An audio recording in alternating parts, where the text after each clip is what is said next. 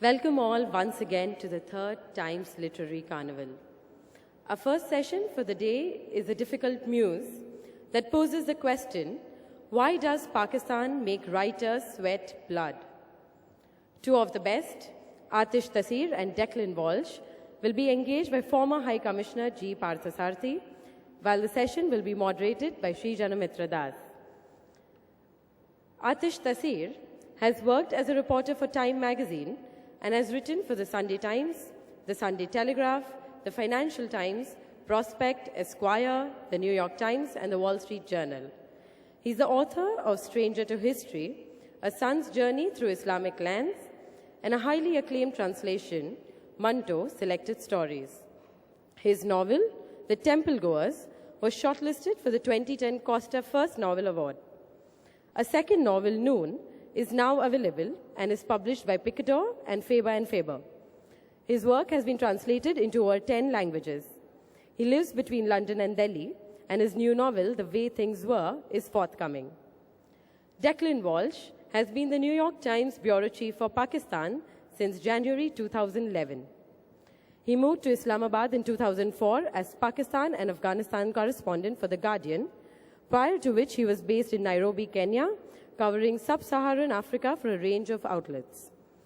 The Pakistani authorities expelled Declan in May 2013 on the eve of the general election for unspecified, undesirable activities. Since then, he has been based in London. Born in Ireland, Declan completed his university studies in Dublin and won an Irish National Media Award. He has been shortlisted for several prizes, including the Orwell Prize, and has been published twice in Granta magazine. Gopalaswamy Parthasarthi is a career Foreign Service officer who retired from service on May 31, 2000 as India's High Commissioner to Pakistan.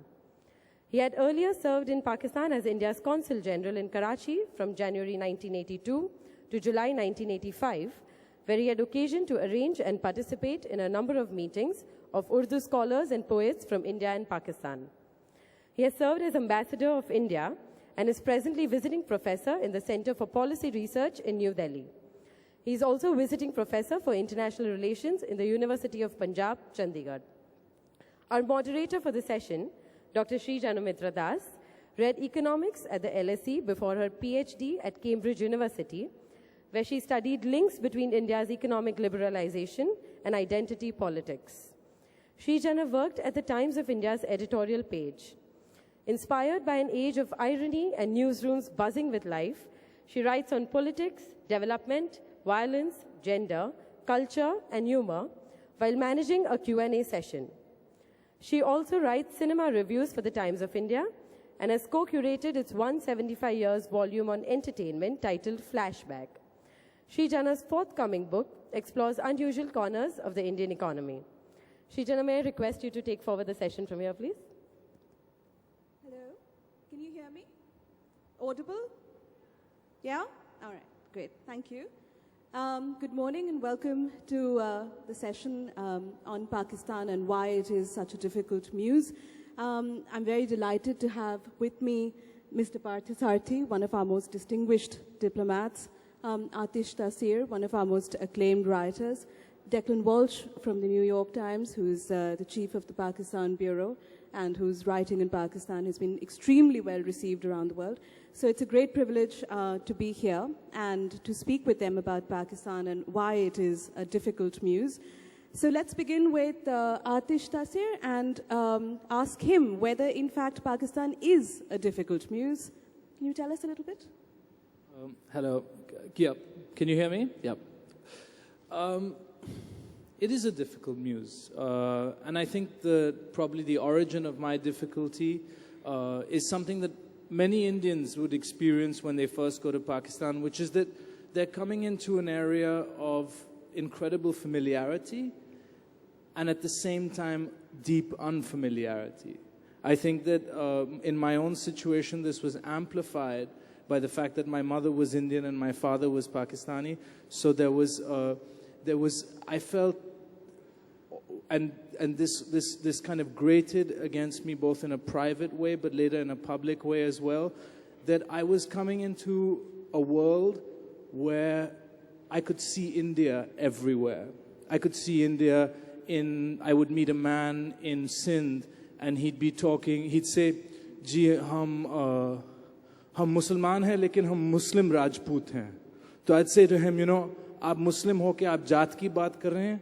And he'd say, नहीं, ये जात की बात नहीं है, ये good or bad families की बात है.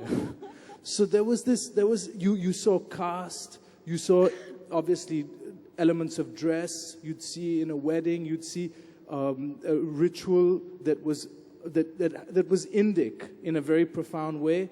But what made it something like of an antagonism for me, both in my family and on a public level, was that whatever existed of India was not something to be celebrated. It was something to be rejected. It was to be cut away. I don't think I'd be going too far if I said it was a kind of a contamination. So this was this kind of seed of my tension, was this familiarity, but a familiarity that was to be rejected in Pakistan. In fact, the very idea of Pakistan, in my mind, was predicated on purifying this community of what remained of India. So that was the first thing that made Pakistan a very difficult place in that sense. The other was that this notion of the utopia, which I've written before and later came to feel, to my mind, the utopia is always a violent idea. That it's an idea that its idea of purity is much more concerned with doing away with what exists than establishing something new. Like every man who's ever dreamt of a utopia, from Muhammad Iqbal to Sir Thomas More, was far more interested in destroying something than establishing something. And in this case, for that utopia to live, I felt that it was never considered what Pakistan would look like. It was never thought we'd have these institutions. Even the idea of the Islamic Republic had barely been worked out. What was the animating energy behind the utopia was the doing away or the kind of excising of India from the political body. Right. And so this was like the early source of my trouble. Right. I think it's very interesting that you bring up the concept of utopia necessarily being, a violent concept or a violent practice, and the way you've described how it played out in Pakistan, especially on a day when Nelson Mandela has passed on. And his legacy is, of course, also imagining a utopia, but a utopia which was quite well worked out. And Mr. Parsarthi and I were discussing this earlier about how he himself stood for non-violence, but the ANC stood for rather different mechanisms as well. But we'll get back to that concept in a bit. I just wanted to get Declan in on this and to describe his time in Pakistan, his writing on Pakistan, as well as that point of tension where you were asked to actually leave the country once your essay on the Pakistan railways as a metaphor for the country almost was published. So if you could tell us a little bit about that. Thanks. Yeah, it's great to be here. Thanks for having me. I came at Pakistan actually from a very different place, obviously from Atish, and actually relatively with a clean slate. I'm Irish. And I say that as a point of saying I'm not British, and in my education I didn't have any of these cultural references that British people, a lot of my friends, even though I work for English newspapers, have when they come to India or Pakistan or the subcontinent in general. References to Kipling and, the Northwest Frontier and the Marshall races and all of these things. I had very little of that. I came from Africa. I'd been working there for 5 years and I moved to Pakistan. So I remember coming, I initially covered both Pakistan and Afghanistan. Like many foreigners, actually, oddly enough, I was much more drawn to Afghanistan in the beginning. It seemed to be a much more colourful place. Kabul was a more ethnically diverse city. I remember when I got to Islamabad, I found it slightly oppressive and dull and so on. But the country did start to grow on me. And I think when you are a foreigner, a Westerner, coming to cover a country like Pakistan, there are very complex issues of representation.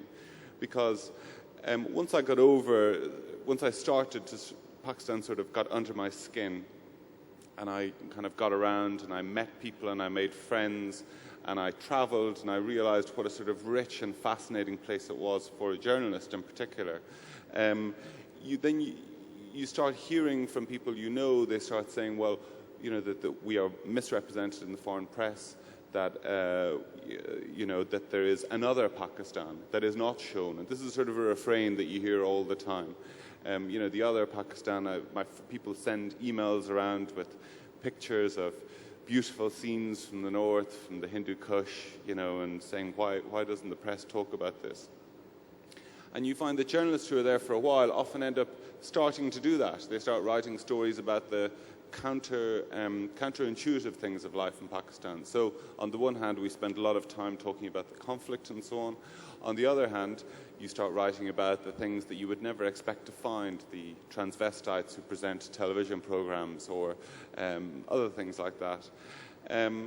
But at the end of the day, you kind of realize that actually you cannot look at the country from any sort of binary perspective. Neither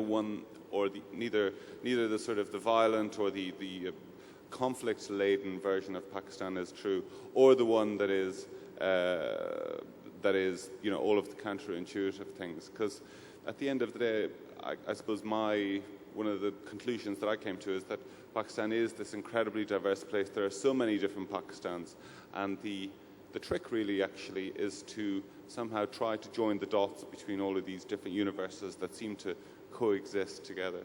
Right. Okay, we'll come back to your essay on the railways, which I thought was absolutely fascinating in a bit. But Mr. Parthasarathi, something Declan said was very interesting about how Pakistan gets under your skin after a point. You have worked in Pakistan for many years representing India and also having made many Pakistani friends. Did it get under your skin at any point? Thanks, Sridhar. Well, being the India's representative in Pakistan, I would not be professional if I let anything Pakistani get under my skin. So I was not paid to do that.